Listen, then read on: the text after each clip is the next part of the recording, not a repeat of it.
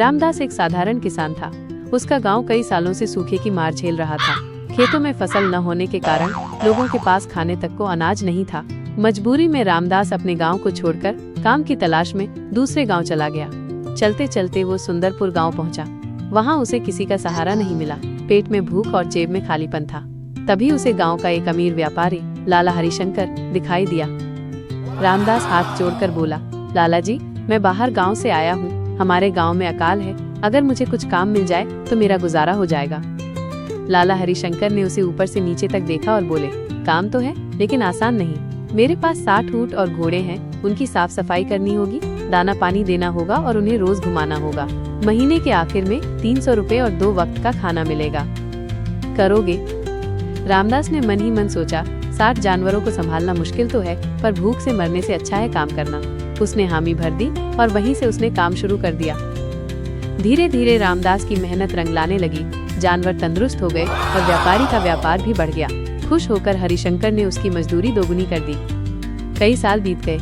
रामदास ने मेहनत से काफी रुपए बचा लिए। उसने अपने लिए एक छोटा सा मकान भी बना लिया, लेकिन अब उसे चिंता सताने लगी। इतना पैसा घर में सुरक्षित नहीं रहेगा। गांव में चोरी की घटनाएं बढ़ गई हैं। ये बात उसने लाला हरिशंकर से कही। लाला बोले, रामदास, तुम्हारे रुपए सुरक्षित रखने की एक ही जगह है, गांव का ठाकुर रणजीत सिंह। लोग कहते हैं वो बहुत ईमानदार और दयालु हैं। उनके हवेली में पहरेदार भी रहते हैं। तुम अपने पैसे वहीं रख दो।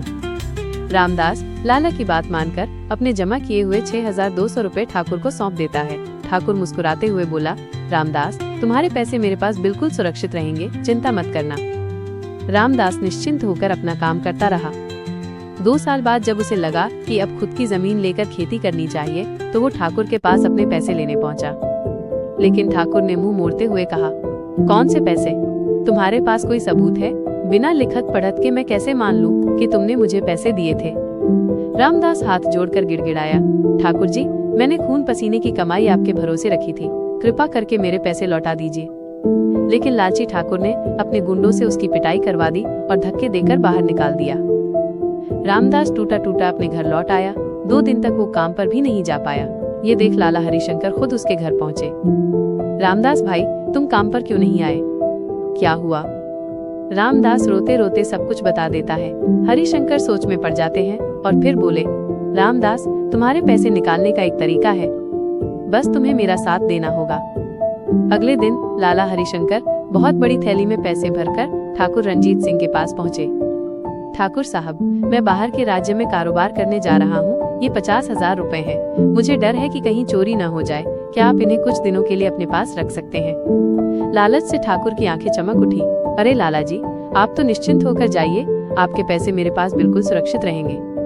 इतना सुनते ही रामदास वहाँ आ गया और बोला, ठाकुर जी, मुझे अपने पैसे चाहिए जो मैंने आपके पास रखे थे। अब ठाकुर को डर लगा, अगर अभी रामदास के पैसे ना दिए तो लाला जी के लाखों भी हाथ से निकल जाएंगे। उसने तुरंत रामदास को उसके सारे 6200 रुपए वापस कर दिए। रामदास ने राहत की सांस ली और चुपचाप वहाँ से चला गया। इसके बाद लाला जी मुस्कुराकर बोले, ठाकुर साहब, मुझे अभी सूचना मिली है कि मेरा कारोबार यही गाँव में हो जाएगा। अब पैसों को आपके पास रखने की जरूरत नहीं है। और वो अपनी थैली वापस लेकर चले गए। ठाकुर रणजीत सिंह दाग पीस कर रह गया। धत तेरी, ये दोनों ने मिलकर मुझे मूर्ख बना दिया। रामदास ने लाला हरिशंकर के चरण छूकर कहा, सेठ जी, अगर आप न होते तो मेरी सारी मेहनत की कमाई बर्बाद हो जाती। लाला मुस्कुराए और बोले, रामदास, मेहनत और ईमानदारी से कमाने वाले का कोई कुछ नहीं बिगाड़ सकता, पर लालच और धोखे से कमाने वाला हमेशा खाली हाथ रह जाता है। वीडियो अच्छी लगी तो वीडियो लाइक और चैनल सब्सक्राइब करें।